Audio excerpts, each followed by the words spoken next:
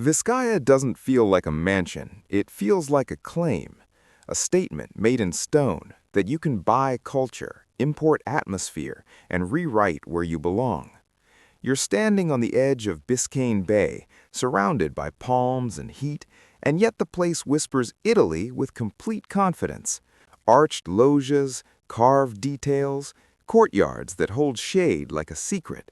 The illusion is so strong that your brain starts doing something dangerous. It starts filling in the missing Europe for you. But here's the real hook, the reason this story matters. Vizcaya wasn't built in an old, established capital. It was built in a young city that was still inventing itself. Miami in the early 1900s was not the global luxury image we know today. And that's exactly why Vizcaya is so fascinating. It didn't just arrive in Miami, it helped define what Miami could become. This video isn't about rich people had nice houses. This is about a deeper human move. When the world feels too modern, too loud, too fast, some people don't build bigger, they build backward. They build a past they can control. And Vizcaya is one of the most ambitious examples ever attempted in America. A subtropical estate designed to feel like an Italian villa, adapted for Florida rather than fighting it. So today, we're going to do something different. We're going to treat Vizcaya like a machine with a purpose. We'll follow the design choices like clues. We'll ask why some rooms feel theatrical, why the gardens feel like outdoor architecture, and why the shoreline itself was turned into a prop. We'll talk about the real power behind the illusion, not only money, but taste direction, engineering, and a very specific kind of loneliness. Because once you see what Vizcaya was actually built to do, what problem it was trying to solve, you start to realize something unsettling. It wasn't pretending to be Europe by accident. It was pretending to be Europe because that performance could protect a man from the one thing money can't fix. And the moment you understand that, the entire estate changes. Vizcaya begins with one person, James Deering. Not because he physically built it, he didn't, but because he needed it. He chose to create a winter world on the Florida coast and shape it like a memory of Europe that felt older, calmer, and more legitimate than anything new American wealth could produce. Construction on the estate began in the early 1910s, and Deering was already treating it like a private retreat before everything was fully finished, arriving to occupy it by late 1916 and using it as his winter residence until his death in 1925. This matters because it tells you Vizcaya wasn't built to impress for one party. It was built as a long-term atmosphere, a place meant to hold him, protect him, and, quietly, reshape how other people saw him. Now here's the key. Deering didn't want a Florida mansion. He wanted an Italian villa translated into the tropics. That's a different ambition. It means you're not just building rooms, you're building credibility. You're building a world where your wealth doesn't look new, doesn't look industrial, doesn't look like it came from machines and factories. It looks inherited. It looks inevitable. And to pull that off, Deering needed a director, someone who could turn money into narrative. Enter Paul Chalfin, the guiding tastemaker who helped drive the overall vision and pushed Deering toward collecting architectural fragments and antiques that would make the place feel real. Vizcaya wasn't only designed, it was curated, almost like a museum built before the collection arrived. The point wasn't to create a new American style. The point was to stage an old one convincingly. This is the first reason the Pretend Europe plan worked. It wasn't vague, it was disciplined. The estate was conceived as a modern interpretation of an Italian villa, especially inspired by northern Italy's Veneto region estates, but adapted for Florida's climate and landscape. So when you look at Vizcaya, you're not just seeing luxury, you're seeing a strategy to build a place that makes time feel slower, identity feel older, and status feel unquestionable. But even the best strategy needs a body, an architect who can give the illusion a spine. And the next part is where Vizcaya becomes a full-scale operation. To make Europe feel real in Florida, you need structure. You need something solid enough to survive heat, humidity, and hurricanes, but elegant enough to look like it's been standing for centuries. That's why Deering and Chalfin brought in F. Burrell Hoffman to design the architecture and give the villa its physical logic. This is where Vizcaya separates itself from expensive houses. It isn't just decorative, it's engineered with intent. The design borrows Mediterranean elements, but it also adapts them. Open-air spaces, shaded transitions, and planning that lets the environment cool the building naturally. The illusion isn't only visual, it's functional. The house feels like it belongs there because it behaves like it belongs there. And now imagine the challenge. Early 1900s South Florida is not a place built for this kind of project. Skilled labor and materials weren't always easy to secure, especially as global conditions tightened during World War I.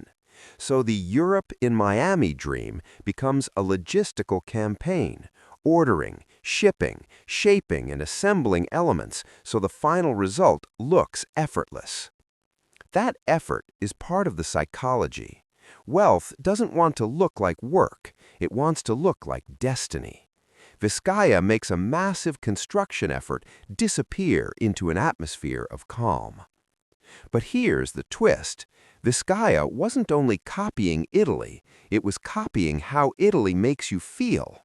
Narrow passages that suddenly open into courtyards, rooms that frame the outside like paintings, views that make you pause because the building tells your eyes where to land. That's not random, it's choreography. And it had to be, because the moment the illusion fails, if a room feels modern, if a hallway feels like a hotel, if the views feel accidental, you lose the entire point.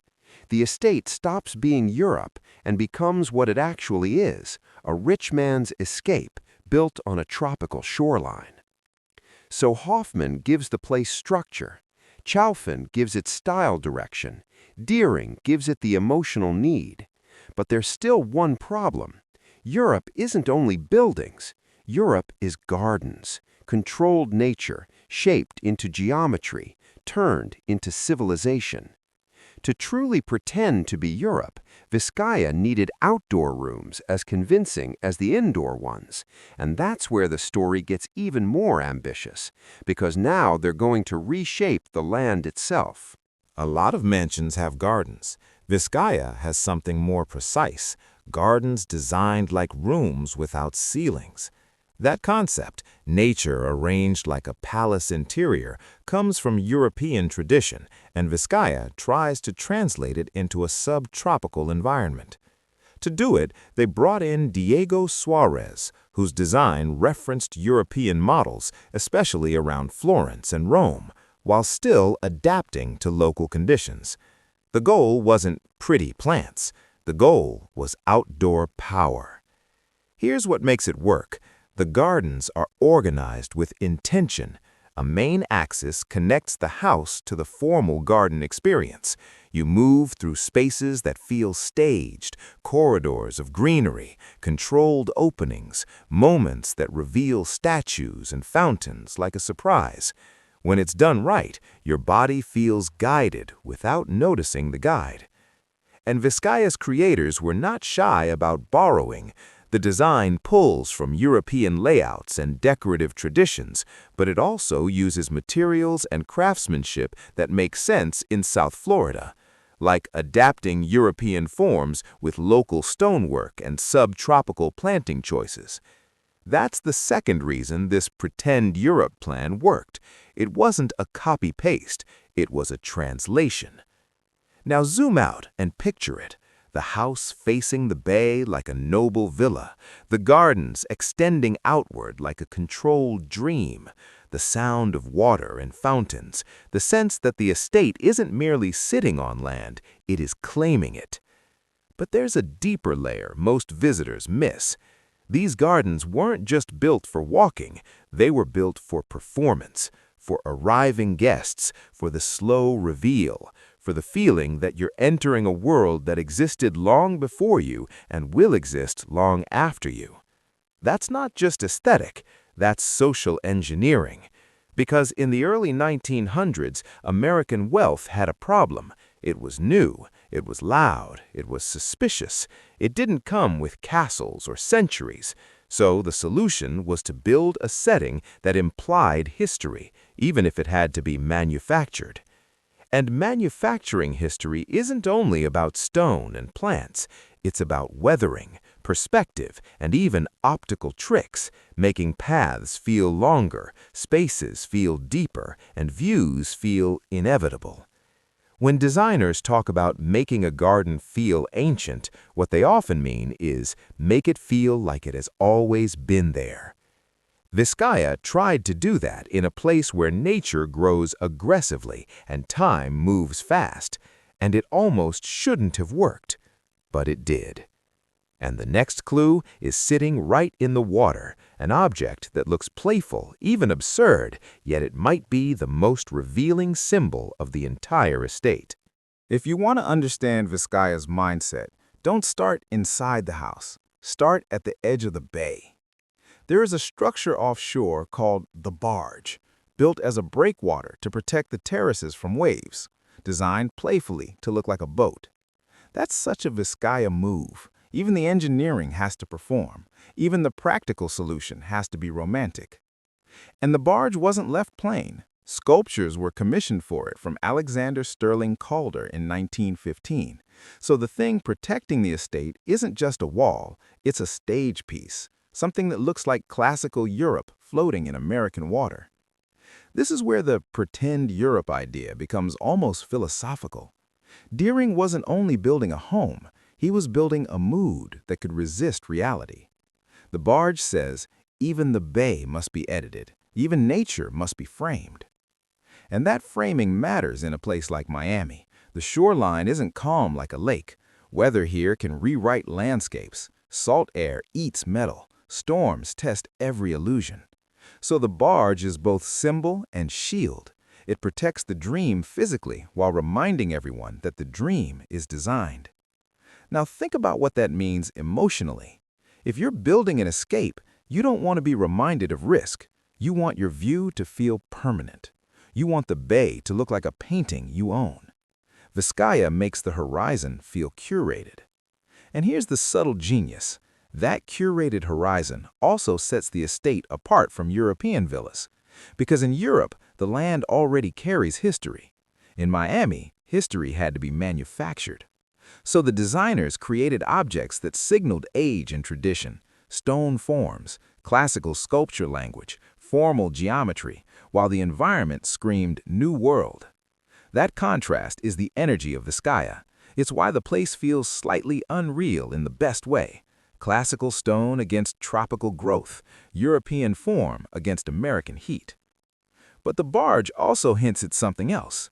Vizcaya's creators knew they were working in a fragile zone. They were aware that weather could destroy what money built. And the more you learn about Vizcaya's timeline, the more you realize the escape wasn't just psychological, it was also a fight against the future. Because storms came, big ones. And when they didn't just damage buildings, they threatened the entire fantasy, forcing the estate to choose between being a private illusion or becoming something public that could be saved. Vizcaya often looks timeless in photos, but it was born in a very specific moment, the last stretch where elite private worlds could still pretend they were separate from everything else. The main house was built primarily between 1914 and 1922, and the wider estate work continued into 1923. That means Vizcaya was rising during a period of massive change, industrial growth, social shifts, and global conflict that tightened resources and labor. Even the project itself felt those constraints. So while Vizcaya is pretending to be Europe, the real world outside is moving into the modern age at full speed. That tension is part of the story. Vizcaya is a backward-looking dream constructed in a forward-rushing century. It wants the calm of old aristocracy, but it's funded by modern industry. It wants the romance of inherited culture, but it's being assembled through contracts, shipping lists, and design management.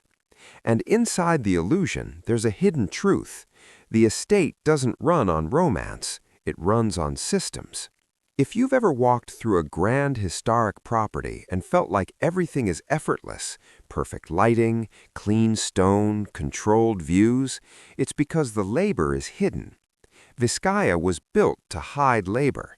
The refinement is the product. The staff, the logistics, the maintenance, those are the backstage. This matters because it's the third reason the European fantasy worked.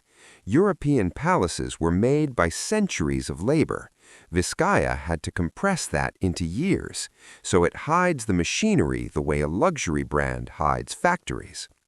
Now here's the human angle. A perfect escape requires constant support. If Deering wanted an environment that felt older than his life, he needed it to stay stable. He needed the estate to be reliable. He needed the illusion to hold every day, not only on special occasions. That's why Vizcaya isn't just a house and gardens. It also includes supporting areas and service functions built into the wider estate concept. And that's what most videos skip, the people who made the escape possible. Because the cost of pretending to be Europe isn't only money spent once, it's money spent forever. It's maintenance, repairs, replacements, constant control of nature, constant protection from weather. And that brings us to the part of Vizcaya that feels the least glamorous, but maybe the most revealing. The estate was never only a fantasy, it was a living operation, a beautiful one, a delicate one. And the moment the operation becomes too expensive, too vulnerable, or too difficult to sustain, the fantasy starts to crack. When people say Vizcaya pretended to be Europe, they usually mean the obvious: the Mediterranean look, the statues, the fountains, the symmetry. But the real reason it worked is more technical.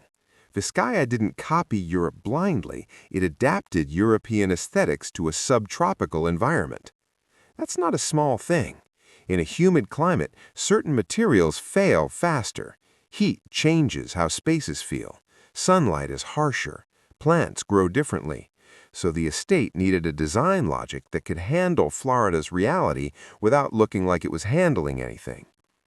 Vizcaya's creators leaned into Mediterranean forms because those forms were born in climates that also understand sun and shade. That's why loggias and courtyards feel natural here. They're not only beautiful, they're climate smart. And the estate also used local and regional materials and approaches alongside imported European inspiration, blending the European story with what could actually survive and function in South Florida. This is what separates Vizcaya from a theme park. It doesn't feel like an imitation pasted on top of Florida. It feels like Florida was invited into the imitation and told to behave. The light is part of the design. The breeze is part of the design. The outdoor-indoor boundaries are part of the design. So when visitors experience Vizcaya as authentic, what they're really experiencing is coherence. Everything agrees with everything else. The forms, the climate, the views, the transitions from room to garden. The place doesn't fight itself. And now the human touch. That coherence is comforting. That's what an escape is supposed to do. It reduces friction. It reduces noise. It makes life feel smoother and more beautiful than it is. Vizcaya's escape isn't the loud, flashy kind. It's the controlled, curated kind. It's a world where nothing feels accidental. Even the aging and old world mood is designed. But here's the danger. If you build an escape too perfect, it becomes fragile. It becomes dependent on constant upkeep and constant control and constant money. That's why Vizcaya's long-term story isn't only about design, it's about survival. What happens when the man who needed the escape is gone? What happens when storms hit? What happens when heirs try to keep a fantasy alive in a climate that doesn't care about fantasy? And that next chapter is where Vizcaya stops being just a mansion story and becomes a Miami story. How a private palace transforms, slowly, into a public treasure. James Deering used Vizcaya as his winter residence until he died in 1925. And after his death, the estate moved through family hands. Still beautiful, still impressive, but missing the one thing that made it emotionally necessary: the original owner's personal need for that escape. That's when reality starts testing the illusion. In 1926, the Great Miami Hurricane caused extensive damage in the area, including Vizcaya. And if you've ever watched a storm turn a coastline into debris, you know what that means. The sea doesn't care how much your stone cost. Nature is the one critic you can't silence. The hurricane damage did more than break things. It exposed vulnerability. Vizcaya wasn't built on stable European land. It was built on a coastal edge, and that edge can be rewritten. So now imagine being an heir looking at this estate. Expensive to maintain, vulnerable to storms, and designed with a level of detail that demands constant care. It's not just a home, it's an obligation. Over time, efforts to shift Vizcaya toward public museum status began, but storms and costs made that difficult. The escape was never meant to survive without a powerful engine behind it: money, management, purpose. And that's a brutal truth about palaces. They don't stay palaces by default. They stay palaces because someone is willing to pay for their illusion every day. This is where Vizcaya's story becomes bigger than Deering, because even damaged and threatened, the place still held something that mattered: a blueprint for Miami's identity, a symbol of old-world luxury planted in a new-world city. And slowly, the estate begins transforming from private performance to public heritage.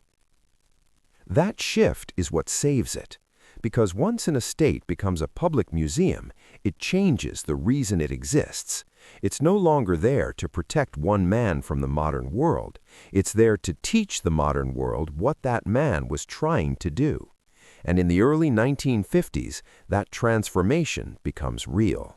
Here's the turning point that keeps Vizcaya alive. It stops being only a private dream. Roughly a quarter-century after Deering's death, the property was conveyed to Miami-Dade County and opened to the public in 1953. That's not just a date, that's a change in purpose. When a place like Vizcaya becomes public, it gains a new kind of protection: collective value. People may not agree on politics or culture, but they can agree on one simple idea: some things are worth preserving because once they're gone, they don't come back. The moment Vizcaya becomes a museum, the illusion becomes evidence. The pretend Europe design becomes a record of what American wealth wanted to look like in the early 20th century. It becomes a time capsule of ambition, taste, and identity building. And it becomes something else, too: a Miami landmark that tells a story about the city's evolution. Miami goes from young coastal town to global destination, and Vizcaya sits there like a prophecy, showing a version of luxury that Miami would later make famous. This is why Vizcaya worked. It wasn't just convincing, it was strategically placed at the edge of a future. It helped teach people how to see Miami, not just as heat and beaches, but as culture and spectacle. But becoming public doesn't magically solve the old problems. It doesn't stop storms. It doesn't stop humidity. It doesn't stop the slow decay that coastal air demands. It simply makes the fight worth funding. And that leads to the question modern visitors rarely ask: what exactly are we preserving here? A building? A garden? A collection of European fragments? Or are we preserving something more psychological? Because Vizcaya is one of the clearest examples of a mansion built as an escape mechanism, a controlled environment designed to calm the mind and impress the world. A private Europe designed for an American who needed the old world feeling without the old world limitations. And now the public walks through it, not as guests of the owner, but as witnesses. Which means every room starts speaking differently. Every decorative choice becomes a line of dialogue. So next, we're going to read the house the way the designers intended, as a sequence of emotional effects, spaces designed to make you feel refined, safe, elevated, and far away from everything real. In a normal house, rooms are practical. In Vizcaya, rooms are persuasive. The main house was conceived as an Italian villa interpretation for the tropics, and that design logic turns the building into a series of controlled experiences. Thresholds, courtyards, and passages that guide you like chapters. You don't just walk through space, you move through mood. That's the whole point of a palace-style escape. It isn't enough for it to look European, it has to feel European in the body. It has to slow you down. It has to make you speak a little quieter. It has to make your life feel more curated, simply because you're inside it. And that's where Chalfin's role becomes so important. He wasn't merely picking furniture, he was directing a visual narrative, shaping how the house would communicate status, taste, and tradition. Imagine the psychological effect. You arrive as an American in the early 1900s in a country that is rich but still obsessed with Europe's cultural authority. Then you enter a place that appears to already have that authority. The environment tells you this wealth isn't new, this wealth is educated, this wealth is historic. It's performance done at an architectural level. And the performance is reinforced by the relationship between indoors and outdoors. The open loggias and garden connections keep you aware of the bay and the light and the air, but always through a framed, controlled lens. Nature is present, but nature is not in charge. That's escape. Reality filtered. Now here's the human truth under all that elegance. A place like this is comforting precisely because it denies chaos. It offers an alternative reality where everything is composed, where problems feel smaller because the environment feels larger than your mind. But that comes at a cost, not only financial, emotional. Because the more perfect the escape becomes, the less you want to leave it, and the more dependent you become on keeping it perfect. That's the tragedy hidden inside the beauty. Vizcaya was built to be a refuge, but refuge can easily become a cage if the outside world becomes too sharp by comparison. And that brings us back outside, into the gardens again, because the gardens are where Vizcaya's fantasy becomes most aggressive. They don't just decorate the house, they expand the illusion into the landscape, turning Florida into a controlled European scene. Vizcaya's formal gardens aren't simply planted, they're staged. Diego Suarez referenced European precedents in the garden design, especially Italian traditions, while shaping the formal grounds as an outdoor room aligned to the house. That alignment matters because it turns the garden into an extension of the architecture. It's not outside, it's part of the palace. This is exactly how elite European estates operated. Nature disciplined into geometry, water used as sound and motion, sculptures used to imply timelessness. Vizcaya recreates that language, but in a subtropical environment where growth is aggressive and heat is constant. So the garden becomes a form of control, a proof that wealth can organize even nature. And look at how the experience is structured. You pass through corridors of greenery, then open into wider spaces. There's height changes. There are focal points. There's a sense of reveal, like the estate is showing you what it wants you to see, in the order it wants you to see it. That sequence isn't only aesthetic, it's social, because gardens like this were used for movement, conversation, and performance. The path you take becomes part of the story you tell later. You wouldn't believe the view from the mound. You wouldn't believe how the bay looks from the terrace. You wouldn't believe the sense of Europe here. That's why the title Pretended to be Europe hits so hard, because the garden isn't just copying a look, it's copying a social function. It's copying the way old money uses space to make new money feel smaller. And here's the twist. Vizcaya's gardens also work because they accept Florida's beauty instead of trying to erase it. You still feel the humidity, the brightness, the tropical energy, so the European geometry feels even more dramatic.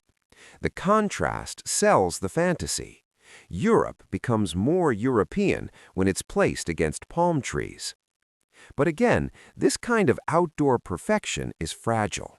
It depends on constant maintenance, constant pruning, constant repair. Fountains, stonework, and plantings all require care, especially on a coastal edge. Which means Vizcaya's gardens are not only art, they're responsibility. And responsibility becomes the central question after Deering. Who keeps this theater alive when the person who needed the performance is gone?